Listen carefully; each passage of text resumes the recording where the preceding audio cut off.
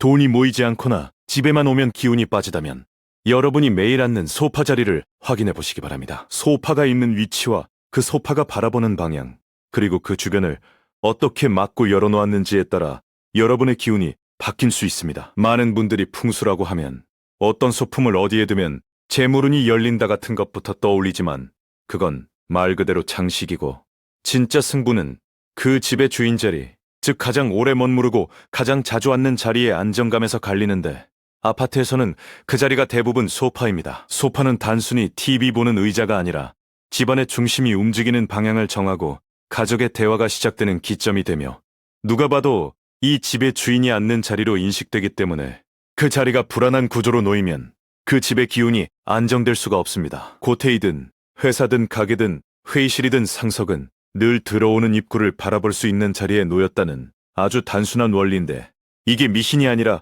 인간이 본능적으로 외부의 움직임을 확인할 수 있을 때 안정감을 느끼기 때문이며, 안정감이 생겨야 판단이 정리되고 말이 부드러워지고 관계가 편안해집니다. 그런데 현대 아파트는 설계 단계에서 TV 자리와 콘센트 자리, 벽면 배치가 이미 정해져 있는 경우가 많아서 소파가 입구를 등지고 앉게 되는 구조가 생각보다 흔하고, 그 결과 집주인은 집에 앉아 있어도 계속 뭔가 등 뒤가 허전하고, 누가 들어오면 깜짝 놀라고, 대화가 길어지면 괜히 신경이 곤두서기 쉬운 환경을 매일 반복하게 됩니다. 여러분이 식당이나 카페에서 자리 잡을 때도 무의식적으로 입구가 한눈에 보이는 자리를 찾거나 최소한 등 뒤가 벽인 자리를 고르는 이유가 바로 이것인데, 그 감각이 집에서는 더 강하게 작동합니다. 그래서 풍수에서 소파를 명령 위치라고 표현하는데, 이 말이 어려워 보이지만 사실은 간단합니다.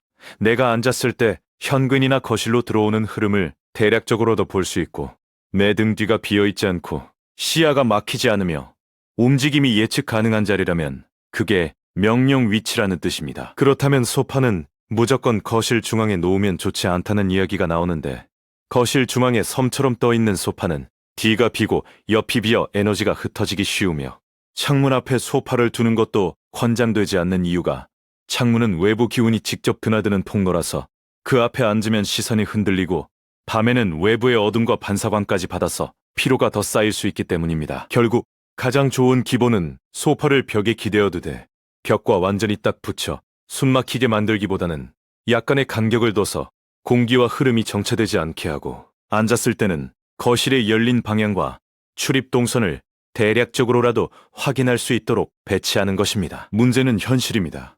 말은 쉬운데 우리 집은 구조상 그렇게 못해요 라는 분들이 대부분인데, 여기서부터가 오늘 핵심이며, 구조상 어쩔 수 없이 소파가 입구를 등지게 된다면 그때는 좌우의 경계를 만들어서 안정감을 보완해야 하고, 그 경계를 만드는 도구가 바로 협탁입니다. 협탁을 그냥 예쁜 소품 올리는 작은 테이블이라고 생각하면 안 되고, 풍수에서 협탁은 소파의 한쪽을 단단히 잡아주는 측면 등받이 역할을 만들어주는 장치이며, 이게 있어야 사람의 몸이 한쪽으로 쏠리지 않고 심리적으로도 자리를 잡게 됩니다. 그런데 여기에서 많은 분들이 또 반대로 합니다. 소파의 양쪽의 대칭으로 뭐든 가득 채우면 더 안정적일 것 같지만, 아파트 구조에서 소파 한쪽이 출입 흐름과 맞닿아 있다면 그쪽에는 오히려 막힘이 생기고 동선이 꼬이며 사람의 움직임이 불편해져 집안의 말과 행동도 괜히 걸리적거리기 쉬워집니다. 그래서 협탁은 아무데나 놓는 것이 아니라 소파가 어쩔 수 없이 입구를 등지는 상황에서 소파의 좌측을 기준으로 경계를 세우는 방식이 더 유리하다는 전통적인 설명이 나오고, 반대로 소파 우측이나 등 뒤, 근방에 화분이나 꽃 같은 생기를 올려놓는 것을 피하라는 조언이 따라붙습니다. 여러분이 여기서 오해하면 안 되는 게, 식물은 원래 좋은 존재이지만 자리가 잘못되면 좋은 것도 부담이 되고, 특히 사람의 심리적 후방을 건드리는 위치에 생기나 장식이 몰리면 오히려 산만해지며, 집주인이 앉을 때마다 눈에 걸리는 요소가 늘어날수록 생각이 갈라지고 말이 짧아지고 감정이 거칠어질 수 있다는 점입니다. 즉, 소파 배치에서 가장 중요한 건 화려함이 아니라 안정감이고, 그 안정감은 등 뒤가 벽인지, 입구를 어느 정도 볼 수 있는지, 옆이 한쪽으로 무너지지 않게 잡혀 있는지, 그리고 시야를 찌르는 각이나 동선을 방해하는 장애물이 없는지에서 결정됩니다. 여기까지가 소파의 자리 이야기라면, 이제는 왜 어떤 집은 같은 자리여도 더 편안하고 어떤 집은 더 예민해지는가를 결정하는 요소인 색상과 분위기 이야기를 해야 하는데, 색은 취향이기도 하지만 공간의 느낌을 한 방향으로 몰아가기 때문에 풍수에서는 오행의 관점으로 색을 정리해왔고, 이 정리는 사실상 인테리어 심리학과도 맞닿아 있습니다. 예를 들어 동쪽이나 남동쪽처럼 아침 기온이 강한 방향에서 소파가 놓이면 초록 계열이나 나무 느낌의 소재가 성장과 회복의 느낌을 더해주고, 남쪽처럼 빛과 열이 강한 방향에서는 붉은 계열이 활력을 주지만 과하면 공격성이 올라갈 수 있어 쿠션이나 포인트 정도로만 쓰는 게 낫다는 식의 원칙이 생깁니다. 북쪽 방향처럼 차분하고 깊은 느낌이 드는 곳에는 검정이나 짙은 남색이 안정감을 주되, 공간이 좁은데 너무 어두운 색으로 덮어버리면 오히려 답답해질 수 있으니 벽과 조명의 밝기를 함께 고려해야 하고, 서쪽 방향은 금속의 느낌이 강하다고 보아 흰색이나 밝은 톤이 정리감과 투명성을 살린다고 말합니다. 그리고 흙의 성격이 강한 자리, 즉 안정과 지지를 강조하고 싶은 공간에는 베이지나 갈색처럼 무게 중심을 잡는 색이 유리한데, 중요한 건 색 하나만 딱 떼서 외우는 게 아니라 내가 앉았을 때 편안한가, 오래 앉아도 숨이 막히지 않는가, 집의 분위기가 부두어지는가로 판단해야 한다는 점입니다. 그럼 또 이런 질문이 나옵니다.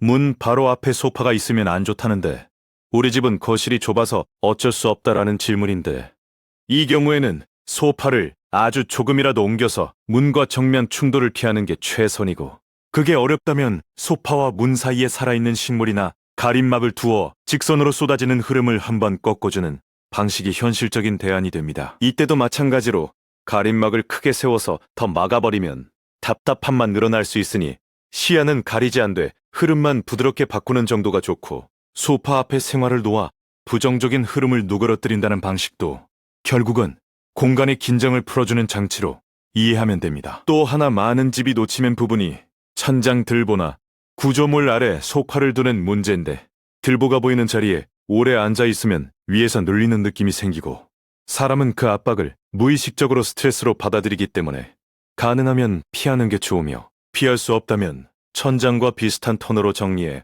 시야에서 튀지 않게 만들어 부담을 줄이는 방식이 쓰입니다. 여러분, 결국 정리하면 퉁수에서 말하는 소파 배치의 핵심은 예쁜 소품이 아니라 주인의 자리를 안정시키는 것이고, 그 안정은 입구를 등지지 않게 하거나 최소한 보안 장치를 두어 불안을 줄이며, 등 뒤를 벽으로 두고 시야와 동선을 정리하고 색과 조명으로 과도한 자극을 줄이는 데서 완성됩니다. 제가 마지막으로 딱 한 가지 질문을 드리겠습니다. 여러분의 거실 소파에 앉았을 때 누가 현관으로 들어오면 바로 알 수 있습니까? 아니면 인기척이 나도 한 박자 늦게 돌아보게 됩니까? 한 박자 늦게 돌아보는 집이라면 그 한 박자가 매일매일 쌓여서 여러분의 말투와 판단과 표정에 작은 긴장을 만들고, 그 긴장이 결국은 집안의 분위기를 딱딱하게 만들 수 있다는 점을 오늘 기억하셔야 합니다. 지금 당장 큰돈 들이지 마십시오. 소파를 벽에 기대고 동선을 조금 정리하고 입구와의 관계를 다시 잡고, 필요하면 협탁 하나로 경계를 세우고 과한 장식과 산만한 식물을 뒤로 빼는 것만으로도 집의 안정감은 놀랄 만큼 달라질 수 있습니다. 여러분이 오늘 이 영상을 보고 소파 자리부터 바로 손보신다면 그 변화는 운이 좋아졌다가 아니라 집에 앉아있는 내 마음이 먼저 편해졌다로 가장 먼저 느껴질 것이고, 그 마음의 편안함이야말로 번영과 명예와 관계의 출발점이라는 사실을 꼭 잊지 마십시오.